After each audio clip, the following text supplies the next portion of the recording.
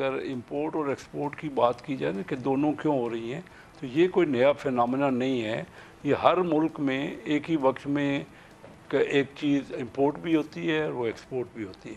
हाँ, ये बात ज़रूर है कि उस वक़्त ये हमारी कैबिनेट में ये बताया गया कि वाफर स्टॉक है और अगर स्टॉक कुछ एक्सपोर्ट किया जाए चीनी, तो कीमत 135 रुपये उस वक़्त थी, जो उससे नहीं बढ़ने दी जाएगी।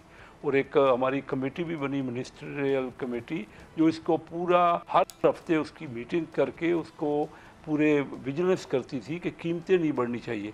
और असल में स्टैटिस्टिक्स डिपार्टमेंट के पास जो फिगर्स होती हैं उसी के मुताबिक फ़ैसला किया जाता है। पूरी काबीना में थ्रेडबेयर डिस्कस हो के मियाँ शहबाज शरीफ साहब ने बार बार कहा कि कीमतें बढ़ने की इजाज़त नहीं दी जाएगी।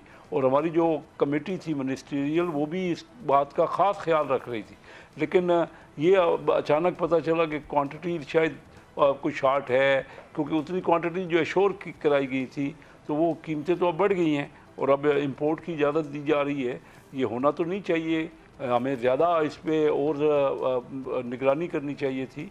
और जो सारे डिपार्टमेंट्स हैं जिसमें तमाम जिनके पास स्टॉक की रिपोर्ट्स होती हैं, उनमें ये फ़ैसला करना चाहिए कि कहाँ लैकिंग हुई और क्यों प्राइसेस बढ़ी। कुछ वर्ल्ड मार्केट की प्राइसेस भी होती हैं, कमोडिटीज़ में जो प्राइस होती है ना, दुनिया की वर्ल्ड मार्केट की कमोडिटी प्राइस से भी रिलेट होती हैं हमारी प्राइसेस।